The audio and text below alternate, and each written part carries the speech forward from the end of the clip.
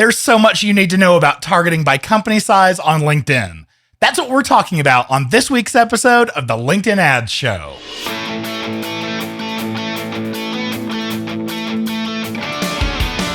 Welcome to the LinkedIn Ads Show. Here's your host, AJ Wilcox. Hey there, LinkedIn Ads fanatics. As he said, I'm AJ Wilcox. I'm the host of the weekly podcast, the LinkedIn Ads Show.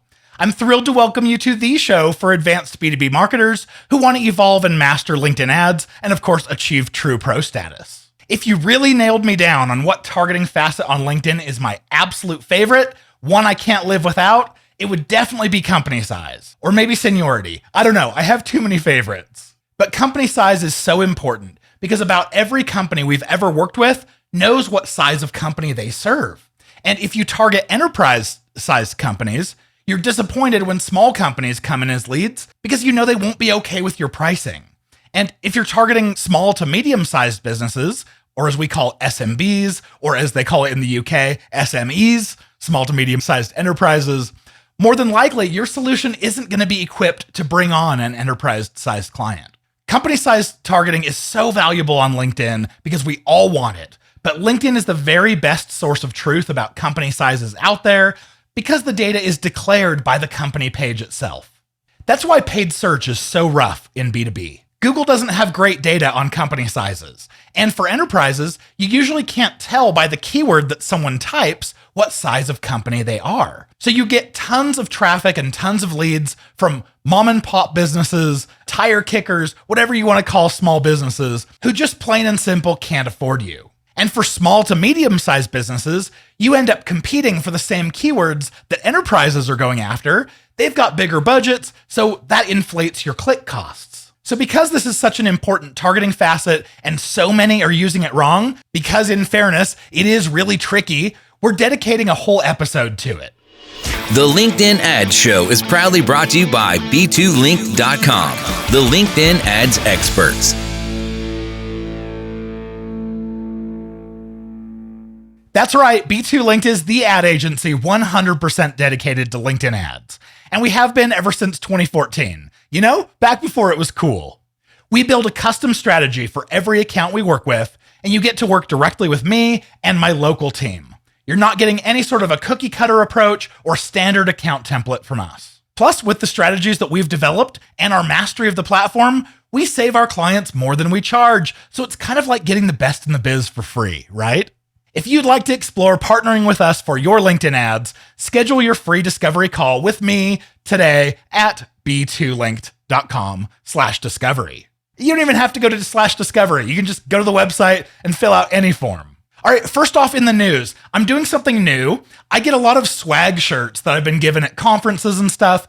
I thought it'd be fun to wear a new one for each episode of the podcast. Today, I'm wearing a hoodie by Swido. They're not sponsoring this or anything, but they were kind enough to send me this sweatshirt all the way from the Netherlands. If you don't know, Swido is an automated ads reporting solution, and they do have a LinkedIn ads integration. So check that out if you're interested. That's SWYDO, Swido. And if anyone wants to send me your company's swag and I can talk about you on the show, DM me on LinkedIn. We'll chat about it. All right, because it's the summer here, and this is a very well-made, thick sweatshirt, I'm going to take it off and switch, but then we'll be back. All right, that's so much better. I actually have to turn off my air conditioner in my office before filming, just so you don't hear the background noise. So, it was getting toasty in that sweatshirt. Okay, also in the news, there's been a business manager change that you may have noticed if you manage more than one account. All right, so the way that this works is the ad accounts that you have access to are now filtered based off of whatever profile you're logged into. And this isn't your LinkedIn profile because we've always done that before, but this is actually a business manager profile. It's really similar to the way that Meta does it. So if you go to log into your LinkedIn ads account and it stops you with a page that says that you don't have access to this account, then there's a little bit of a drop down there where you get to choose one of these profiles. Now, if you've ever been given access to a LinkedIn business manager, that means you were probably added as an employee or a partner, then that company's business manager is going to show up on this list. Now, for those accounts who are not attached to a business manager, these are called your individual ones. And if you scroll to the bottom of that list, you'll see just your name, your picture and your name. And when you select that, so that will show you access to all of the accounts that you have access to that aren't linked to a business manager. Now, this is super annoying. I've talked to LinkedIn about it. They actually rolled this feature out, and I posted about it because of how frustrated I was. And then they ended up rolling it back for a few months to work on it. So LinkedIn product team, thank you so much for actually taking my advice on how this should work. I ended up talking to Kevin on the LinkedIn product team. He basically mentioned this is something that they have to do for privacy concerns. He realizes it's not going to be awesome for all of us, but he ended up taking a whole lot of the recommendations I gave him that are going to make this a lot more usable for us as agencies. So if you are at an agency like me and you deal with multiple accounts, here's how you actually deal with it. First, if the account is actually going through a business manager, what you want to do is have them add your company's business manager as a partner. That means that when you are logged into your company's business manager, all of your client accounts will show up under that profile. So fight the urge to have them add you as an employee. And if their account isn't linked to a business manager, that's great. You can just do the normal thing, have them give you access directly to the ads account. And then all of those accounts will be accessible by just clicking on your individual profile rather than your business's business manager. Then once you get in and access the account, bookmark that page. If you do this, if you put a bookmark in your browser for every account that you want to work on, then you never have to guess again which business manager profile am I logged into. It's definitely not a problem when you only work on one account, but if you're like me, when you're in hundreds, it's a real pain. All right, do you have a question, review, or feedback for the show? Message me on LinkedIn. I would even encourage you to leave me a voice recording because I can play your voice recording right here on the show. You can also email us at podcast@b2linked.com. You can attach a link to a voice recording or just leave dumb text, whatever. I'll play them here on the show. I'd be happy to keep you anonymous if you'd like, or I can shout out your details as well. I hope you know I want to feature you. Without further ado, let's hit it. Let's talk company sizes. First off, I have to say thank you to Daniel Monici. He's an awesome member of the LinkedIn Ads Fanatics community, so come join if you haven't already, everyone else. But Daniel was actually the one who inspired this whole episode. He asked me a question. He was using company size targeting in really advanced ways, and part of my response, I was like, oh, all the LinkedIn Ads Fanatics have to hear about this. All right, so company sizes are declared by the company page admin, and thank goodness, this is a required field. So everyone who's ever set up a company page has told LinkedIn what size the company is. And those company size buckets, they start from myself only. They go from 2 to 10 employees, 11 to 50, 51 to 200, etc., etc. So there's 9 total selections for company size. And LinkedIn could potentially decide what size of company you are just by counting how many members list your company as their employer, but they chose not to do that, which I think is actually a really good thing, especially in blue-collar industries where a ton of the employees don't have LinkedIn profiles. It would severely underrepresent them. And with company sizes, you can, of course, target by company size. You can also exclude by company size. And you can also do both. You can simultaneously target by company size as well as exclude by company size. But if you do any of these things, it's really important for you to know what's actually happening in the background, because these things are really tricky, way more tricky than I think they need to be. All right, let's start with the use case of targeting. If you are targeting the company sizes with inclusion targeting, like you say, I want to target companies that are 1 through 10 in size, you're going to end up getting those who are listed as an employee on a company page who selected either myself only sized or 2 through 10. What you might not know, though, is that many on LinkedIn list multiple concurrent positions. So if their full-time job is at, let's say, 1,000-person company, and then they list their side gig as a 2-person company, then you'd still be reaching them with your ads because you're including the 1 through 10 company sizes. That's because in LinkedIn's targeting, they only care that one of your positions fits the targeting criteria. This can be problematic. Sometimes when you're trying to target by company size, you end up getting a lead from a very different company size, and it's just because that person has both. And LinkedIn allowed them to be targeted because they fit that criteria in one of their concurrent positions. And also, what happens when one of your employees types the name of your company, but doesn't end up selecting the company page when it pops up as a suggestion? Well, the answer is that employee doesn't get targeted when an advertiser is targeting by company size, or if they're targeting your company name. They're not actually attached to a company page at all. You can tell because if you look at their personal profile, it'll show the company name with a generic looking cartoon building next to it. They're also not going to be targeted when an advertiser is targeting by industry. And LinkedIn product team, feel free to correct me if I'm wrong, but I'm pretty sure that industry targeting targets the industry chosen by the company page and not any industry that the individual claims on their personal profile. All right, so if this person isn't linked to a company, LinkedIn doesn't know anything about what kind of company they are at. So when do they get targeted? Well, if your targeting doesn't include any company sizes, any companies by name, any industries, company growth rates, those kinds of things, then that's the only way that you're reaching those who are unknowns. All right, so that's all there is about targeting. What about exclusions? This is the really tricky stuff that I see people doing wrong in their accounts all the time. You'd think that by excluding certain company size buckets, that you'd be just removing that company size from your audience. Nope, it doesn't work like that.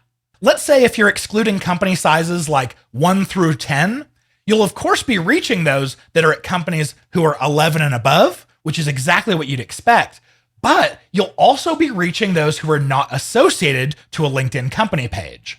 And those who are unknowns tend to represent small companies. So in a cruel twist of irony, you're trying to exclude small companies, and by doing that, you're actually targeting the unknowns, which tend to be the smallest companies. I know, right? Isn't this crazy? All right, so this is problematic when you're trying to reach larger companies and you all of a sudden start getting a ton of traffic from very small companies or people not attached to a company page. You can actually use this to your advantage though. Let's say you're trying to reach small companies. Instead of targeting companies who are, let's say, sizes 1 through 50, you can put an exclusion of any company size 51 and above. And you'll get the company sizes 1 through 50 like you wanted, but you'll also get the unknowns, which are likely under 50 employees as well. And this is a big audience, and they're much less competitive, so your click costs come way down, which is really nice. I said that this is a big audience. How big is this audience, you ask? Well, I went into LinkedIn and I set up a campaign targeting just the US. It shows me that there's 260 million members. Then I narrowed the targeting to company sizes and I selected all of the options. My audience size dropped to 120 million. That means that only 46% of LinkedIn members are attached to a company page. That's over half of LinkedIn's audience isn't targetable if you're targeting by company size or industry or company name. Whoa! And that makes them less competitive by a huge margin because so many advertisers aren't trying to reach them. Good opportunity for those who target small to medium-sized businesses though. Okay, so let's say that you want to be safe and you want to both include and exclude company sizes. So in this example, maybe you're targeting sizes 1 through 50, and then you're also excluding company sizes 51 and above. What happens then? So you're definitely going to be getting those who are attached to a company that does claim itself to be sized 1 through 50, but you're also excluding anyone who fits that criteria who also has another concurrent position at a company larger than 50. Think of people who work somewhere full-time, but then they have a side consulting gig, or someone who's an adjunct professor on the side. All of these cases would be totally left out, and that's potentially throwing a lot of baby out with the bathwater. Please excuse a terrible metaphor. All right, so when you're targeting by company size, you then have to decide if you want to, number one, target a size and mostly get the right size, but also occasionally hit people who have multiple concurrent positions, or two, exclude a size, get what's remaining, but also get a ton of unknowns that tend to be small. Or number three, you can both target and exclude those sizes only to get the exact company size you want, but you'll also exclude some legitimate people just because they have multiple concurrent positions. I tend to usually go with option one, targeting just the company sizes I want. But if sales is ever complaining about we have to talk to so many people who are the wrong company size, then you could switch to option number three by including what you want and also excluding what you don't want. which would give you precisely the people that you do, but also cut out some people who could make good prospects along the way. By the way, there's also a trait that only your LinkedIn rep has access to. They can put it in your account for you, and that is those who have concurrent positions. So if your sales team's ever complaining about getting people in who are outside of your targeting criteria, especially on smaller budgets, you could then ask for LinkedIn to add that as an exclusion on any campaigns. That way you can get out the people who the multiple concurrent positions thing would end up letting them in to some targeting that you didn't want them to. One thing I love to do with company sizes is to micro segment by them. So for instance, if I wanted to target companies from like 2 to 200 employees, I could break this up into 3 separate campaigns instead of just one.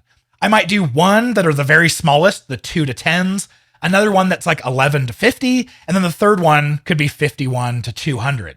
And I'm going to launch exactly the same ads that I would have launched anyway, but now I'm just launching the same ads into 3 campaigns instead of 1.